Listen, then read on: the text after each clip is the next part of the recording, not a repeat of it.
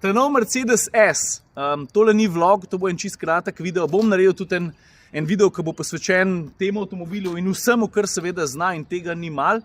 Rad bi ti pokazal pa samo, kako pa na kakšen način, pa kako zelo učinkovit je sistem štirikolesnega krmiljenja. Ne gre za nov sistem, zato ker pri sodobnih avtih ga je nazaj pripeljala Renault Laguna GT, če se spomniš, to je bilo 10, 11, 12 let nazaj, verjetno še malo več. Pa se veš, kakšen športen Porsche ga ima, pa BMW, pa Renault Megane RS tudi lahko konec koncev.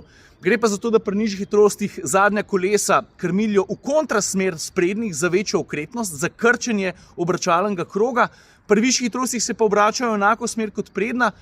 Je pa to zelo učinkovit sistem, no. Mercedes S. To je velik avto, tako 5 metrov pa drobiš. Je pa tako, da ima obračalen krog, pa ne vem, Mercedesa A. Pa po mojem nisem kaj dosti pretiraval. No. Evo, zgleda pa takole.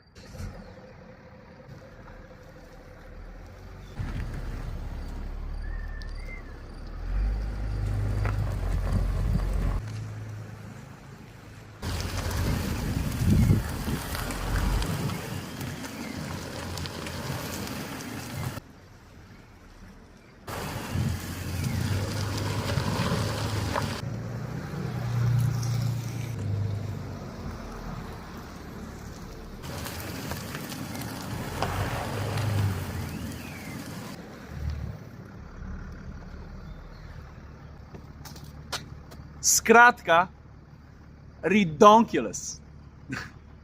Res je kul. To je to.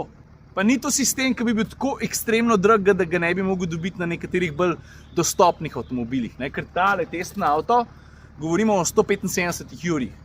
Z vso opremo, seveda. Te ni malo. Kaj še vse zna? Mislim, sem še videl v vlogu. No. Ajde.